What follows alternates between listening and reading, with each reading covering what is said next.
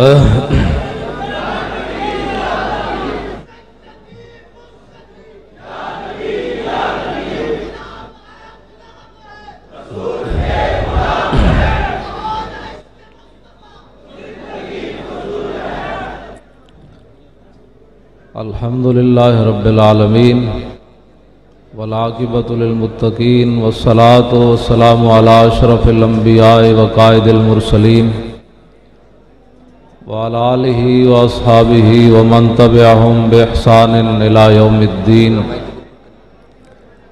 अम्मा बाद फ़अऊज़ु बिल्लाहि मिनश शैतानिर रजीम। बिस्मिल्लाहिर रहमानिर रहीम।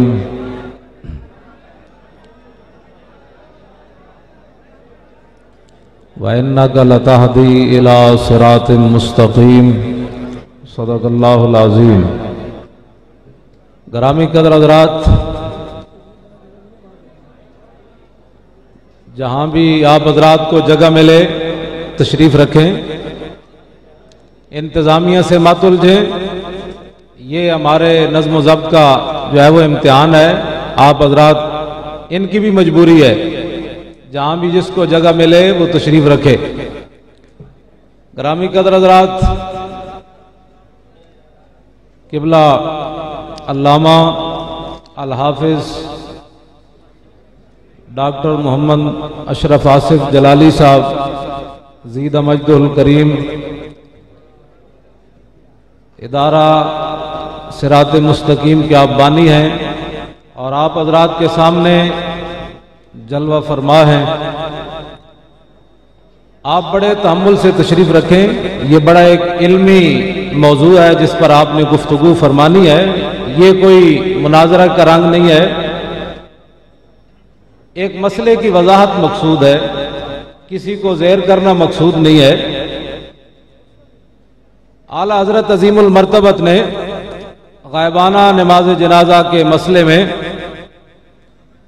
नवाब सिद्दीक हसन खान भोपाली का ताक़ुब करते हुए, ये सिर्फ एक इल्मी बात है, इसके अंदर कोई ऐसा मसला नहीं है। आला हज़रत फरमाते हैं कि नवाब साहब ने औनुल बारी शरह बुखारी के अंदर लिखा है कि नबी अलैहिस्सलातु वस्सलाम ने हज़रत नजाशी का जनाजा पढ़ाया मदीना मुनव्वरा में और हुजूर अलैहिस्सलाम ने किबला की जानिब मुंह किया।